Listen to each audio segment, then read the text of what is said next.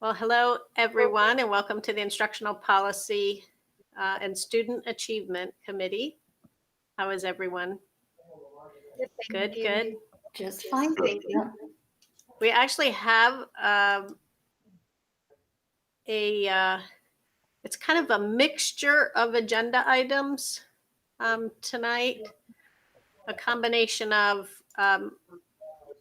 not major items just from the specific board meeting for Monday, but a few things that I just wanted to showcase to you. And then I want to talk through a few things that are in the updates for the College and Career Academies and IPS, just to make sure you see that.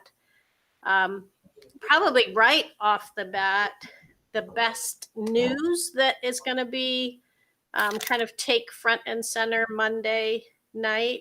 David, do you want to talk about Portage Path? Officially? You're muted, David. Sorry.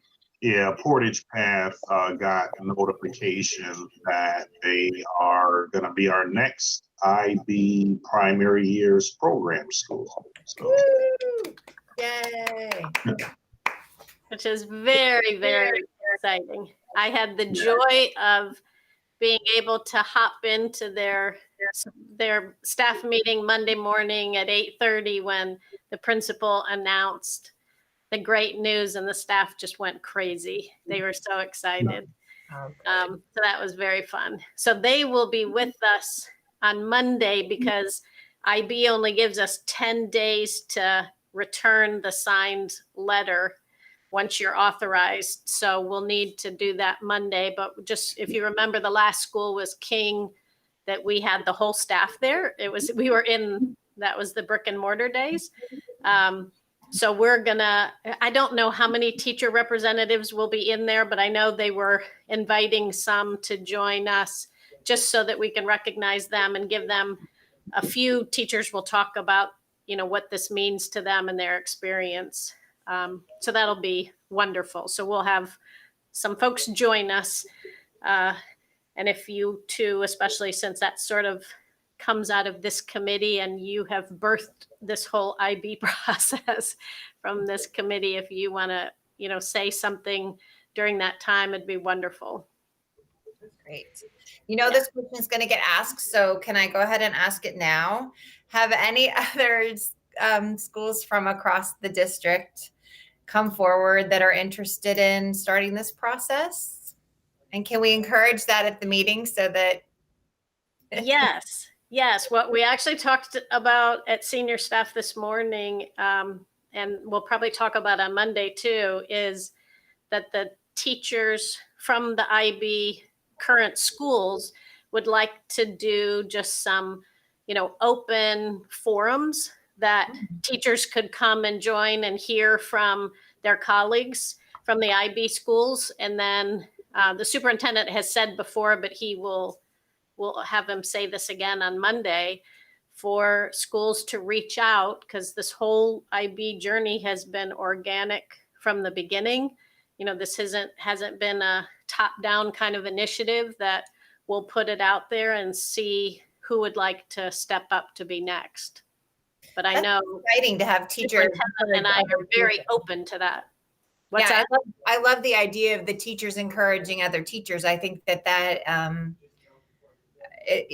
again shows how it came to be. I mean, you say that this committee birthed it, but really the teachers did. And so we're excited to, we just encourage that along the way. And right.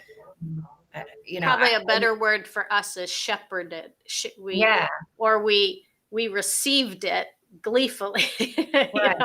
Yeah. I'm excited to have that happen. That's wonderful to have them take that lead again. Yeah. So we'll do that, sometime January, February, and start the conversation, because it really is a 3 to 4 year process of working through all the stages. But that first year is exploratory. So if we had some schools come to us this spring, then next year would be where they go explore as a team. And then at the end of the year, they say, and this is the IB process, then they say, yes, we'd like to start to go through the 3 years of training. So I think it would be great to see who would like to be interested to step up. Great. Exciting. So just to touch on a couple things in the agenda before we hit the topics that are a little deeper. In the consent agenda, we already talked about this last meeting, about the graded course of study that covers 2 meetings. It gets introduced and then it comes back for a resolution, this time for the English language arts, the media technology broadcasting, and then the graded course of study for the K-12 computer science. So that will be in the consent agenda. Is there any question about that? I think we covered that pretty well last time. Then under business affairs, I just put this down and kind of pulled this out of the agenda, just because I think when we think about preschool in this remote world, we luckily, the superintendent had the foresight to not just do 1-to-1 from K-12, but all of the preschool students have tablets that are more preschool friendly, that are developmentally friendly. And so this item is to continue to expand some of the digital content and the curriculum that they use in preschool. So I just want to remind us of those itty bitties that we're serving as well, and the very creative, cool things that they're doing in this digital space. What are those little tablets called? They're called something different, and they have handle. Yeah. I actually don't remember the name. Okay. But they're sturdier. They've got, they're sort of a mix between the Chromebooks and like an iPad. Yeah. And they're more durable lap kind of things. They don't open, like a regular laptop. Gotcha. Can't remember right now. It's right on the tip of my tongue. I can't think. And then for the other agenda items, I've already mentioned the portage path, and let me cast my screen for a second so that I can show you.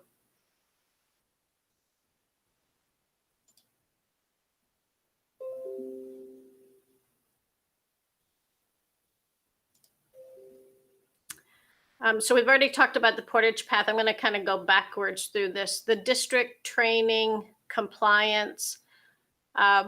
We have every year we have to report out, and this will be coming to board either this board meeting. I'm pretty sure it's actually the next one, but it's one of the 2 that we have to report out on some state legislative required training that our teachers have to do.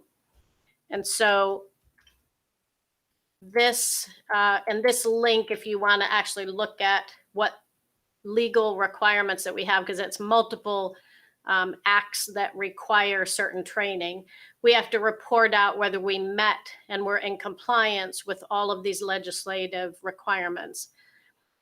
Most importantly, right here, it says, the department recognizes that districts may have been challenged to complete all the requirements listed in the survey, because this is from last year because of spring.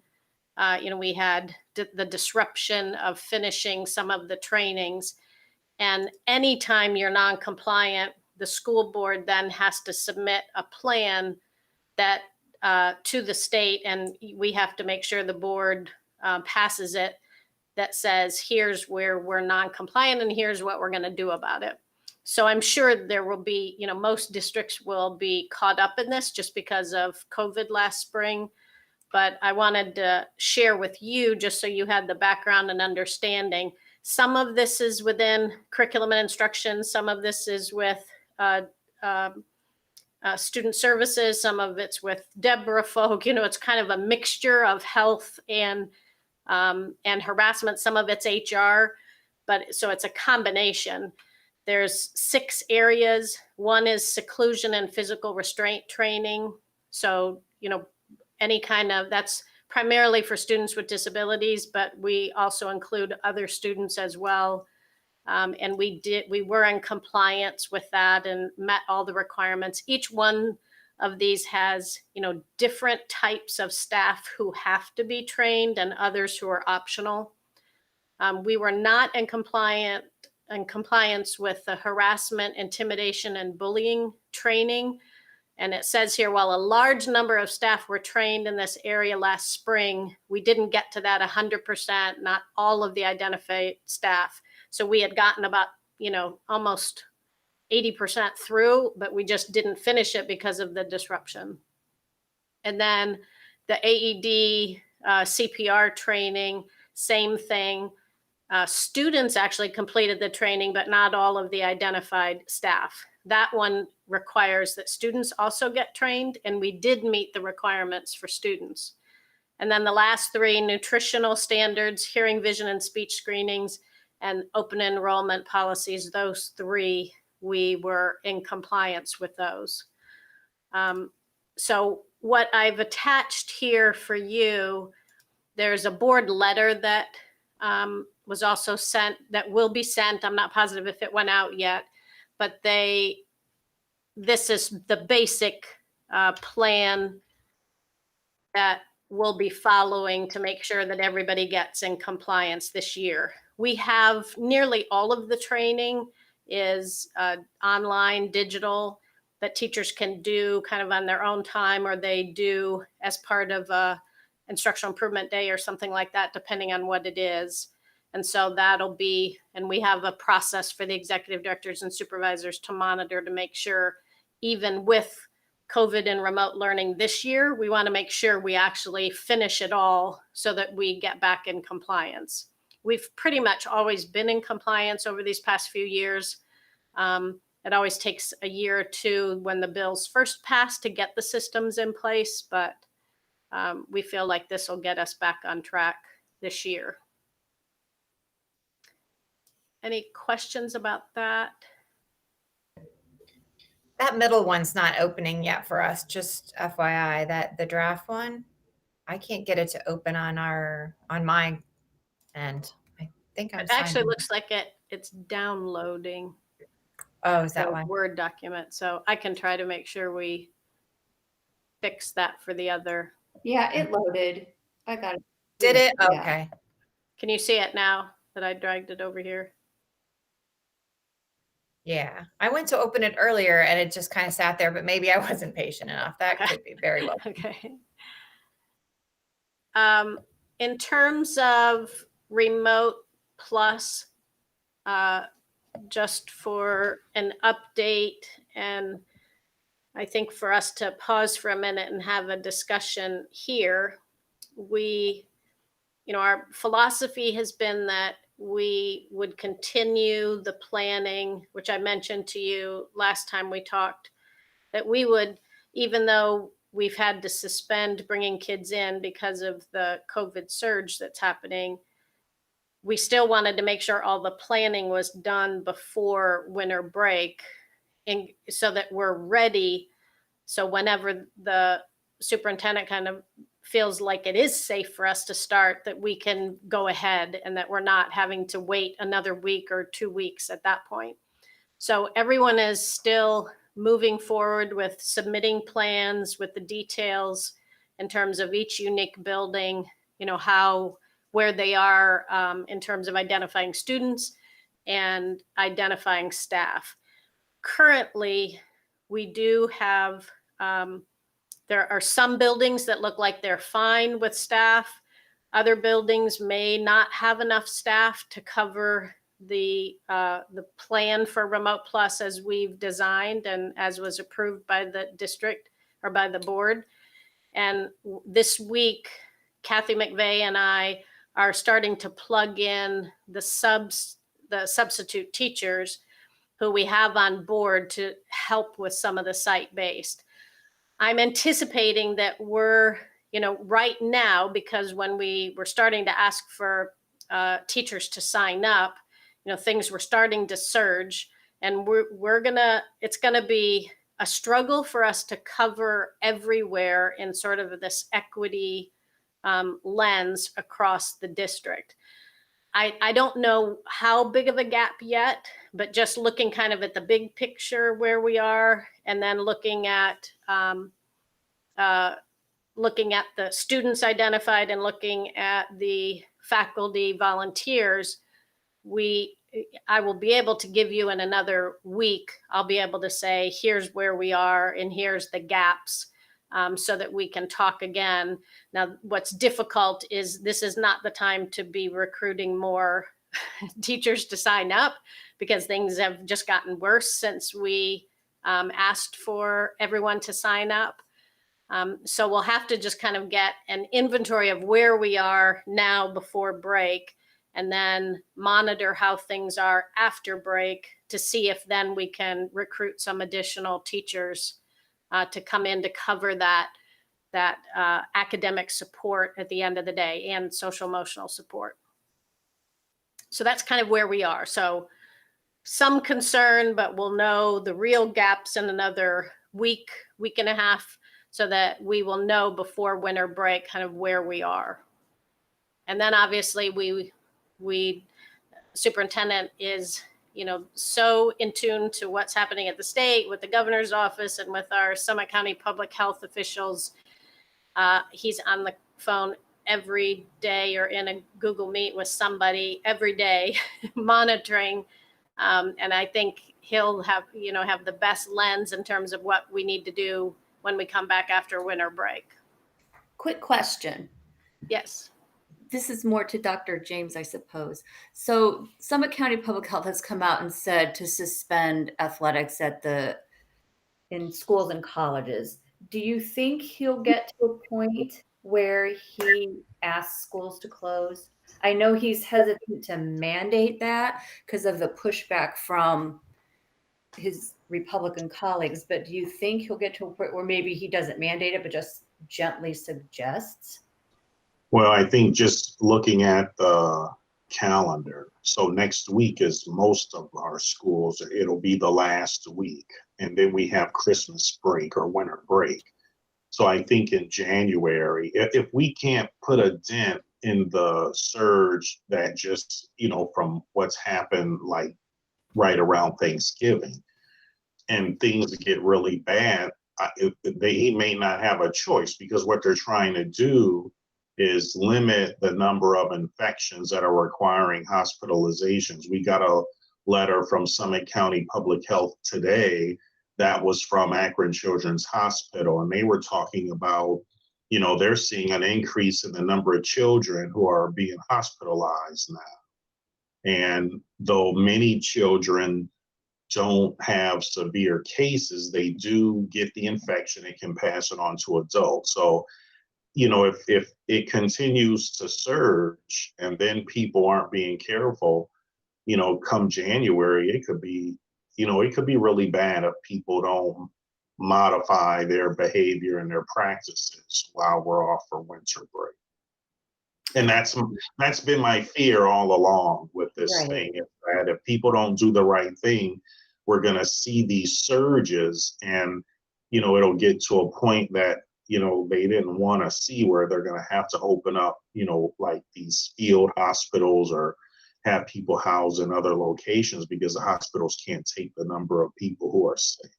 Right. So as I understand it, the surge we're seeing now is mostly because of Halloween, and we still haven't seen the surge yet from Thanksgiving.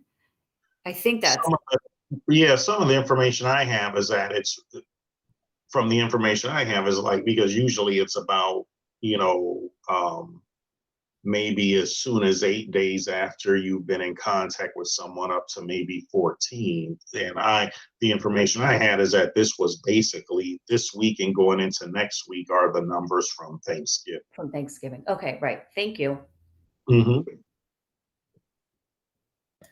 So think that's kind of the rough part, right? Is that we probably are going to see it even get worse before it gets better. And it almost makes some of the stuff we've done prophetic in some awful way. Looking at when we were hoping to go back on the 14th, we might have been able to get 10 days out, and then we probably would have been shut down again, like all of our colleagues are. So looking forward and hoping for the best, but preparing for the worst. If we're out of purple, we're out of red, we're heading into, I'm picking an arbitrary date. Please just know I'm picking an arbitrary date. Let's just say it's February 1st, and we are getting ready to maybe go back to at least remote plus, at least, if not something wonderfully better, because things are so great and everybody behaves and wears a mask. Can we, and I'm hoping that maybe there's this CARES Act funding that comes in, like the HEROES Act stuff that was out there early, or something that could allow us to do something like this. If something like that came through, would there possibly be an incentive that we could give people that would volunteer to come in? Have we considered maybe doing that to make it a little more equitable across all the schools? Just trying to think of ways that it's a carrot. I would really rather not ever have to make this a stick, right? That you have to come back because we have to have more people. Do we maybe hope that happens on the congressional level, on the state level, so that there's some funding for that? Or have we considered that at all? I don't know. I mean, there's already arguments, in Washington about what, this plan and what it's going to look like. But you have to remember, we've had different classes of our own employees that have had to come to work. All of our child nutrition people have been working since March. All of our transportation people, our custodians, they didn't have the choice of saying, well, you have a choice if you want to come in or work from home. They can't. And my belief is, as a district, and I'm not trying to be harsh, but depending on the need, I believe we have a right to say you need to come in. I don't care if I'm saying I want my kindergartners and first graders to come in because they need to not lose the whole school year, or my seniors. And that, we're getting to a point where, I understand the safety issues and all of that. And I think, there are some things that, we put into place, and we have, plans to put some of the sanitation things that we're doing, but we're going to have to make a decision, or, it's going to be out for a whole school year. And it's hard for me to accept that. And I'm not saying, that everyone comes in, but we may have to make some decisions. I'd like to try and start with remote plus. When we come back, after the first of the year, and, like at our second semester. But at some point past that, hopefully, the vaccine will be running through, and people they'll have those vaccination clinics and things like that, and things will start to get better. But, we're going to have to bring back some of our students. And again, I worry about seniors who need to graduate and do things that they need to do. And then the learning loss that some of our students have experienced, particularly our younger ones a kindergarten student this year has never been into school, at the start of our school year. And that's something we have to reconcile. And we can't reconcile it with volunteers. And I guess there's part of me that's still hoping that if there's a HEROES Act, that we'll have back pay for all those people who've had to show up too. I mean, I'm dreaming big right now. I'm thinking really positive and hoping that somehow those things go through, and maybe there's some kind of bonuses that are put in for people who've, especially those child nutrition workers who've been out there since April 1st or whatever it was. So I guess I'm just kind of hoping for extra help for schools that is being talked about, that maybe that allows us to apply some kind of incentive. I'm hoping that we're back at least remote plus. The numbers today are just ridiculous. Now I know there was the big dump for the data, but even once that gets sorted out, if you subtract 12,000 from that were back tested, there were I still think 657 new hospitalizations or something. I mean, that's just Right. Yeah. Mind Right. boggling. The complexity of all this is, you know, we have to have remote plus happen as soon as it can happen.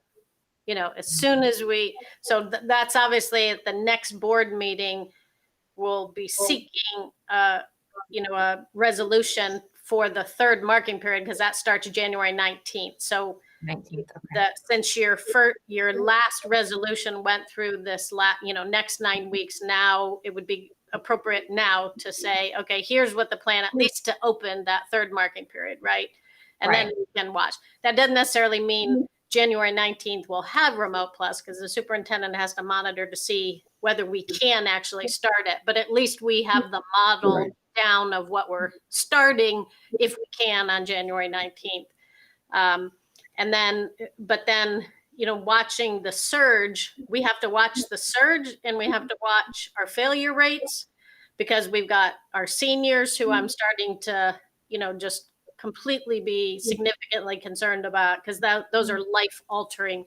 It's also life altering for kindergarten. And we all on this team have talked about those kindergarten and first grade students a lot. But the seniors are, this is like, there is no other chance except right now to be able to keep them on track. And right now, it's not looking like we're going to have the staff needed for all of the industry credentials, because that's very explicit for seniors. You know, who comes in to do those labs? Not everybody can do a construction lab or a welding lab or a masonry lab, or, you know, those aren't subs that you can just put in there to do that. So I think we need, when we look at this data, we're going to have some serious discussions, even about remote plus, on what are we doing to try to help fill some of the gaps that we can't wait on. We can't say, oh, well, that's good, we're going to wait until, you know, a vaccine and get that last marking period, because some of these require multiple hours of training that you just can't make up in that short amount of time. I did, let me cast one more time, because I would like to show you, since we talked about and we all looked at the interim grades, you know, a month or so ago, and I promised that I would come back and share where we are now now that we have our marking period grades, you know, our official grades for the first marking period. And then January 16th is when the second marking period closes. So then we'll have those semester kind of lens. But the way to read this is language arts. Can you see this okay? Yeah. Size-wise?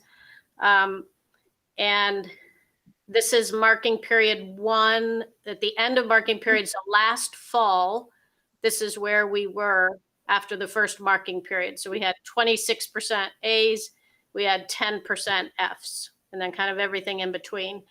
And now after the first marking period, this is for language arts. Here we have almost exactly the same number of A's, but the F's are what we're seeing, you know, in some cases almost doubling, or, you know, a 5 or 6 point increase. So we went from 10 to 16.9%.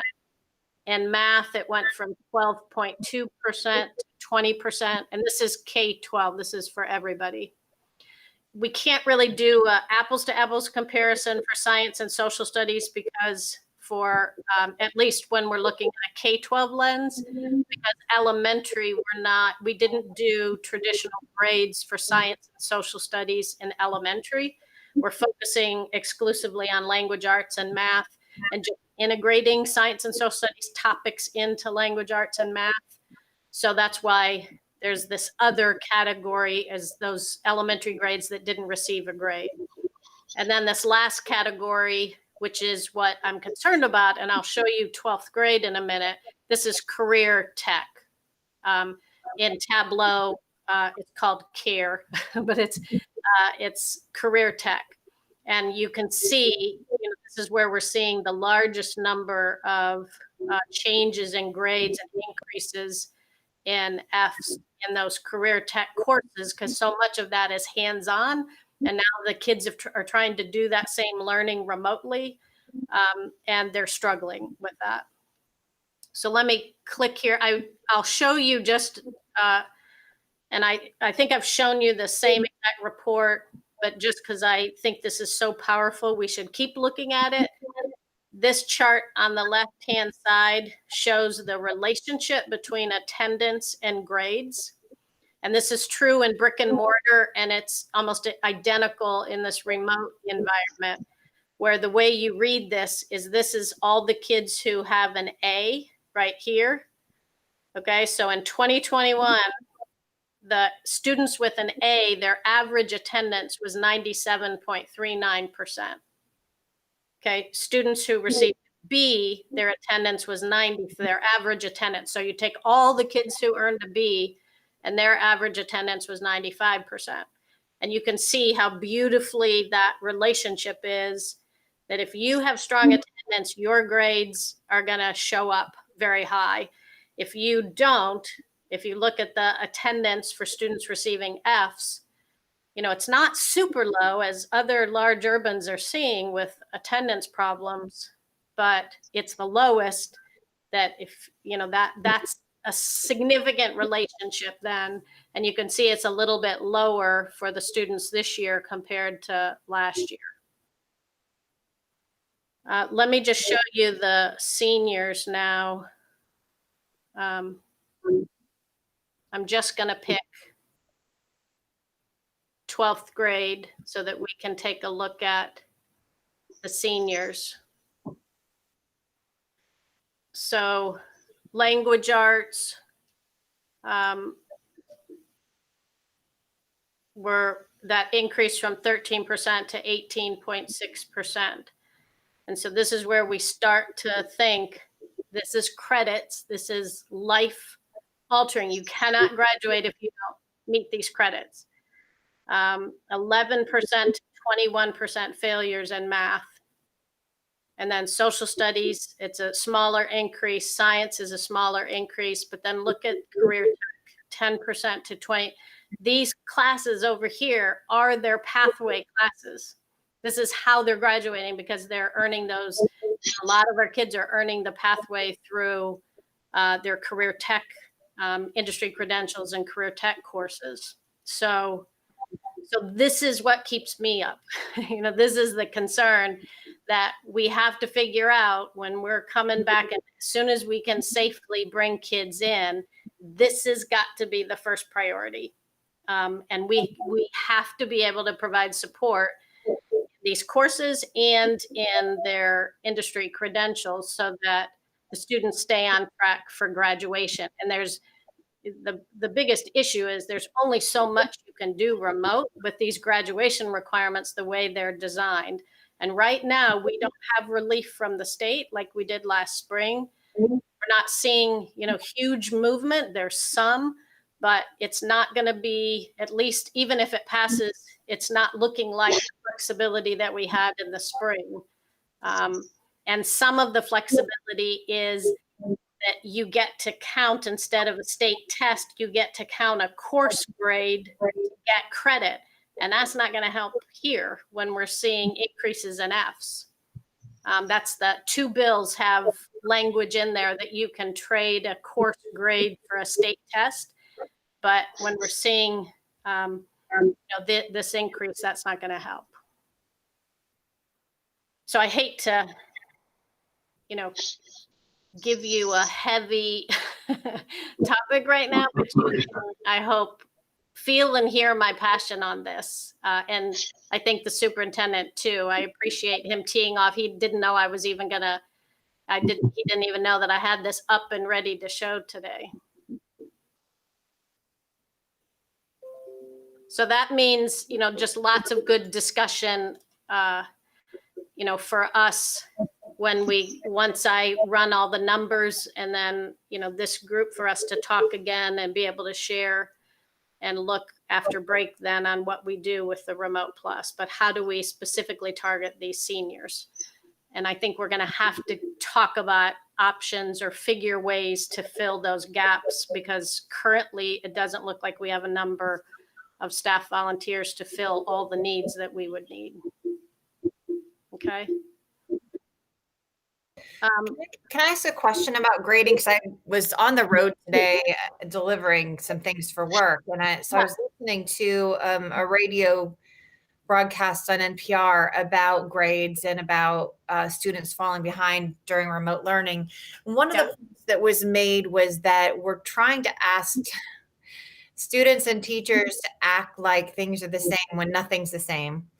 And one of the big discussions, and something that we've talked about here a lot before, is that teachers are being forced to, or in some cases choosing to grade the way they've always graded rather than grading on mastery. And I just wondered how much we're giving them the ability to do that at this point. I know it's been a goal. I know we've been moving toward that. I mean, if you don't show up, you can't show mastery. I mean, that's pretty much a given. And I know we're trying to go out and check on all those people who aren't showing up. Just wondering if we're doing that. I know that it's been a goal and that we've tried. Right. Because we're not seeing a huge drop off in students. I have spent the last 2 days with colleagues all over the country in a breakthrough leadership conference. So I've heard from our large urban brothers and sisters, percentages where they're having 60% of their kids show up every day to remote learning, and that's not us. We're seeing there is a decrease, but we're not seeing that huge, just, where kids are completely off the radar. And a lot of that is because they didn't have the technology access and infrastructure that we had. But even, that, when we look at the grading practices that teachers, even though our kids are present and showing up and week to week, we're seeing them. The biggest gap is not turning in work and turning in assignments. I'm talking with my team, every day with some of our reopening teams to really talk about what other ways we could build in some flexibility. Teachers can, do it by mastery. They can do it. We don't require specific grading practices. We have the grading scales, but how they get to those scales, we've built flexibility in with exams, all of that it's pretty wide open. But we can encourage that and give examples of that. And maybe there's ways to, help support kids with turning in work if they're showing up, but not necessarily turning their assignments in. Maybe there's things there, and there might be some other ways that we can encourage more that, I keep telling everyone, this is the time that we should be doing projects more than the worksheets, or, very few of our teachers do just straight old worksheets, but this is the time to push that to the 10th degree right now, to be able to have more engaging, projects where kids can work on things kind of at their own pace. And then hopefully turn it in. And that's what we need. We need the turning in of the assignments and projects. Well, just as an encouragement, I would say that all the other stuff that they were recommending, not only are we doing it now, but we've been doing it. It was making things more project-based. It was, did your teachers most teachers and especially in large urbans went back with no preparation. We took that extra time at the beginning of the school year. I'm seeing some incredibly innovative lessons that teachers are talking about online that just blow your mind. And that's what they talked about too, is that teachers are teaching the daylights out of this stuff, and they're engaging and encouraging. And also, look how many A's there are too, right? So the kids that this works for and it clicks for, it clicks. Yep. And the ones that it doesn't, it just doesn't. And there's not, and those are the ones that we're going to have to catch with Remote Plus. We're just going to have to. And this is just anecdotal that is just so, it's such a testament to our students being connected, but also starving for some school presence, that dynamic, because we've just been doing some high school testing of end of course exams where they have to come in because they're still required. And so students have been coming in for testing in small groups. The participation and the attendance rate has been unbelievably high. And I'll be able to give you final numbers. We're still testing through January, but blown away that our students, it'll probably be in the 90% somewhere that the students, and these are students who had to retake the test for the most part. So these are students who haven't had success in the past, but are coming in to retake the test, which is a testament to they are connected because they know that they needed to come in, and they're showing up and they're starving. The principal said they just wanted to be in the building. They were so excited to walk into the building. So that's a good sign. And that means they're there, that if we get those supports in the Remote Plus for those seniors, we'll be able to get them over the finish line. We've just got to figure a way how to staff all that and meet all their needs and have it a decision about the kids' needs. That's what we have to focus on, because we don't have another chance. That's why this is different than all the other kids. This is it. So the other thing was, the last one was relationship. And you just reminded me of that, because that was the last thing, was to focus on relationship. And I think we're absolutely doing those things. So it's just a matter of trying to catch them. Right. And so, yeah, I really appreciate that. All right, I'll be quiet now. No, that's good discussion. I mean, this next, that every week has been critical through this pandemic, but this next month of, watching and then trying to figure out where do we go with Remote Plus is going to be critical. And we, in our reopening team, our leadership team, we talked about it today. We had a meeting just to really drill down to these numbers to figure out where we need to go with it. So the only other agenda items here are the updates, our normal updates. I think you probably all, and Mrs. Mansfield, I know when I checked early this morning, you had said yes to the STEM high school congressional app challenge winning with Tim Ryan tomorrow. I know the superintendent and I have a conflict. So I think we've got Deborah Folk and Dan Rambler representing senior staff in that session for the STEM high school students who won the Congressional App Challenge, which is great. I think I went last year. I remember going to last year's at the STEM high school. So that was pretty. I think they've won it 3 or 4 times now. What's that? That's crazy. Yeah. It's incredible that they just, I'm like, didn't I just go last year? Did they win again? Or, time means nothing in 2020. So Right.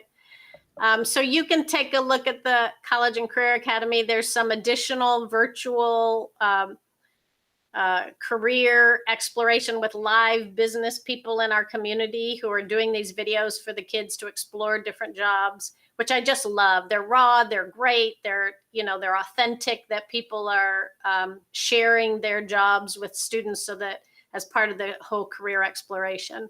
So there's some linked in there if you want to take a look. One of the things with IPS that I thought, just as our last topic, that I should probably just show you to make sure. Let me cast one more time here.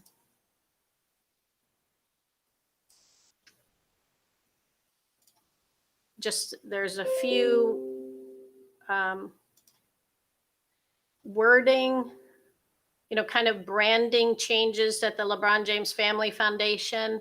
And both of you have been around long enough with, connection with the district that you've seen the evolution of their programming from back in the day of the Wheels for Education and then through the I Promise program. So they outline, what the programs are going to be here in this section of the I Promise program, which is the LeBron James Family Foundation serves students at IPS and other APS schools. So that Wheels for Education used to be the Akron I Promise Network, and now it's the I Promise program. It's in that first paragraph there.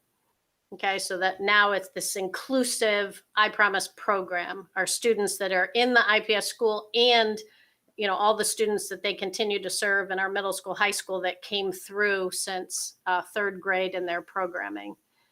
And then the I Promise School, obviously, the I Promise Institute, which is that whole high school to college transition programming where they give scholarships and they support the students as they transition into college. And that's part of the adult program then also. They're the GED program. And then you're familiar with the I Promise Village, their I Promise Housing. I Promise Huddle will be their annual conference that they just held, a month or so ago. And then I Promise Bands and Books, some of their merchandise. So that's sort of how they're recategorized and kind of lumping together the programming, which I like the way it's come together. Okay, any questions about that? And the other thing for IPS is they are starting the process of hiring for the next group as the team of 7th grade teachers come on. That it always starts, they post now, and then, after winter break, they'll start the hiring practice so that they can do all the onboarding in the spring. So that is, I think we have hit all the topics. Is there anything that you wanted to talk through or that you need from me in terms of preparation for Monday? Nothing for me, thank you. I don't think anything else. You led me right into what I had wanted to talk about because that was fresh in my brain. So thank you. Okay, very good. Dr. James, is there?